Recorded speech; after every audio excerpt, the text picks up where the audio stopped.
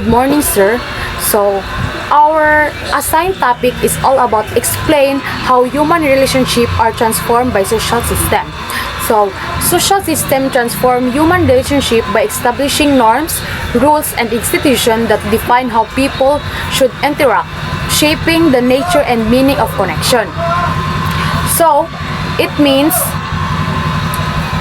social system kay nagtukoy siya sa mga maayo nga patakaran ug mga institusyon sa atong lipunan na mao ang gagayad kung unsa dapat atong i-act or the way ta makihalubilo sa mga tao tungod ani mabag-o ug mahapsay ang ato ang pagki-communicate sa mga tao or pakikugnayan sa mga tao. Factors like globalization, technology, and economic changes have altered traditional family and community structures, creating new, often more impersonal or distant interaction across diverse groups. While these changes can introduce opportunities for increased interdependence and diverse connection, they can also disrupt traditional life, foster dependency on technology, and redefine power dynamics within the society. So dako daw kaayo ang pagbago ang kalibutan pareho sa globalization. So when we say globalization, it is the connection between the people around the world. Next is the technology. When we say technology, that is our modern world where we use our cell phones, artificial intelligence, and many more. And lastly, kaya ang pagbago sa mga pagtrabaho sa mga tao tungod ana kay daghan ang nabago sa kalibutan. So for example, ang kanang mga silingan nimo mostly kay sa una magtabi sila outside your house, telling stories, kwento like that. But now dili na kaayo. It's because the technology, we are depending on the technology. So for example, we right now magchat-chat na lang mo on a GC where you can tell your kwentos and stories. So ang technology daw naaday duha ka sides, which is the good and bad side. So when we say good side, for example sa technology, pwede ta makaskwela through online. By that you can create a connection within the people around you, like sa lain-lain countries you can connect with them, and that is the good part of the technology. But when we say bad side is nawala na sa ato ang tradition kay tungod we depend on the gadgets. So for example, connecting with your family, some of us lang kay dili na kaayo maka-communicate with them. It's because we are busy sometimes. And bisag wala tayo gibuhat, mag-cellphone ra gihapon ta. And atuang connection to our family is became more less personal. Norms and value. Social system create guidelines for acceptable behavior and interaction, influence how individuals relate based on culture, values, and shared belief. So, these are the rules and beliefs that guide how people should behave. They come from culture and help people understand what is right or wrong in a community. Rules and institutions. Institutions like family, school, and government establish rules that define individuals' place and responsibilities within the social order, impacting their relationships. So, family, schools, and government give people certain rules and responsibilities. These rules help keep order in society and affect how people relate to one another. Og ang technological advancement kay makatabang siya nga mas daghan tag makaila through social media, pinaagi sa social media. Good morning. Today I'll tackle about economic and social changes. This part explains that because of industrialization and globalization, daghan kaayog changes na hitabo. We now have mass production, meaning daghang products made in factories. People focus on specific jobs because in these countries and communities became independent, meaning we rely on each other. Because before relationship were only local, pero karon it become more complex and global. Example, atong mga sinina is pwede na gikan sa China, atong food gikan sa USA like chocolate, and especially atong mga gadgets, cellphone gikan sa Japan. So dili ta mabuhi or dili na nato kaya nga ato ang mga gamit kay gikan ra gyud sa atong own country. This is globalization about. Next, and tackle about impact on traditional life. It says modernization and technology change traditional life. Example, family structure. Before we are very close and simple. But now, because of technology and modernization, the outer family dynamics and expectation and relationship also change. Like example, sa una magdungan patagkaon, ang mga family magdungan pagkaon.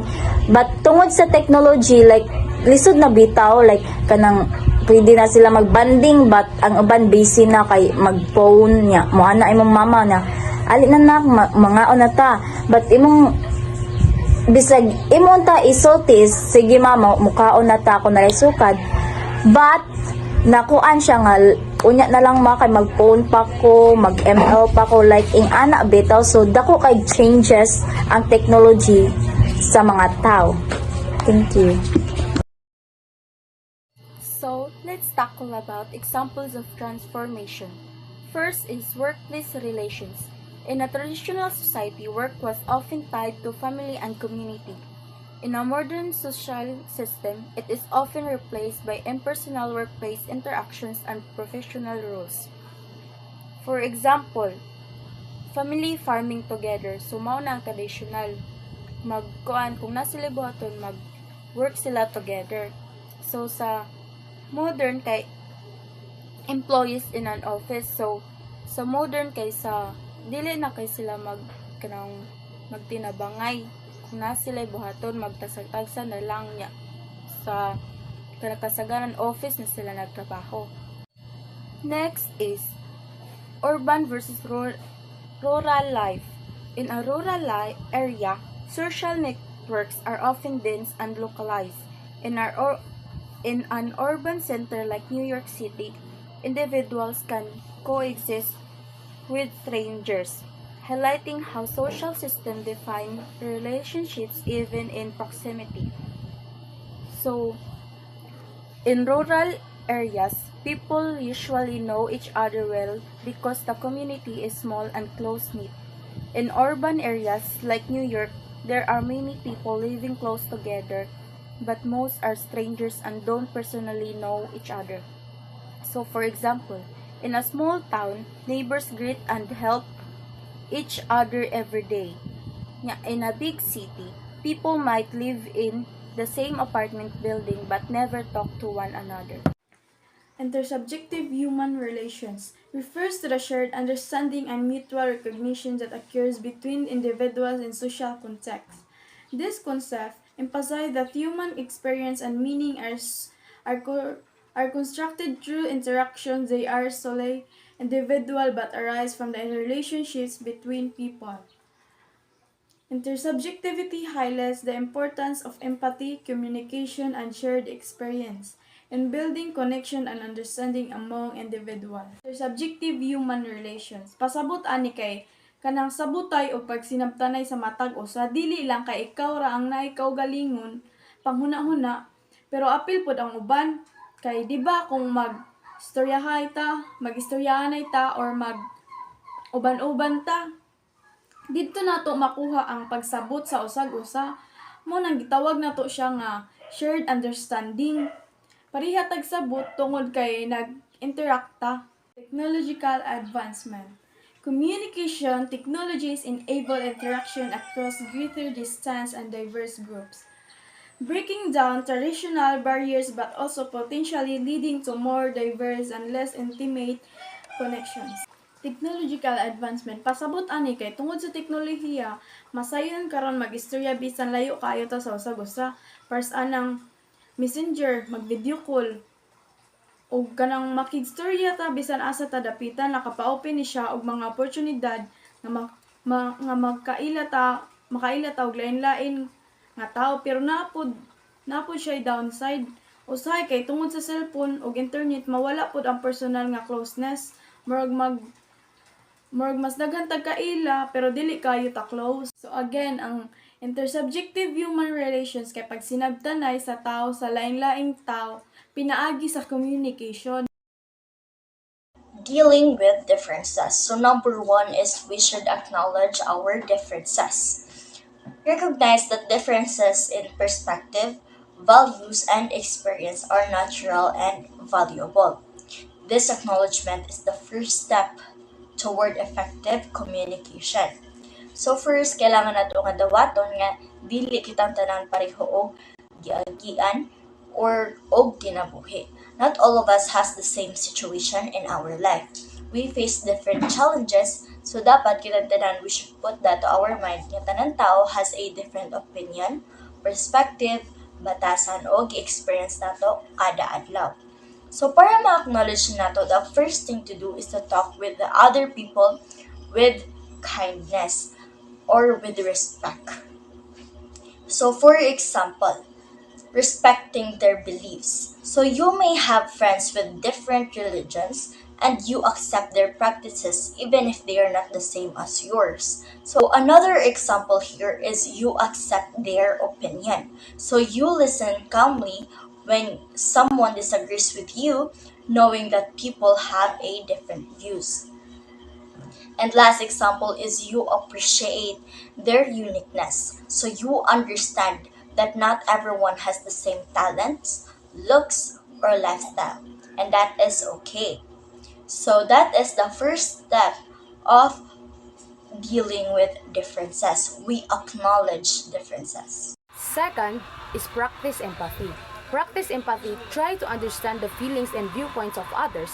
Put yourself in their shoes to better grasp their motivation and concern.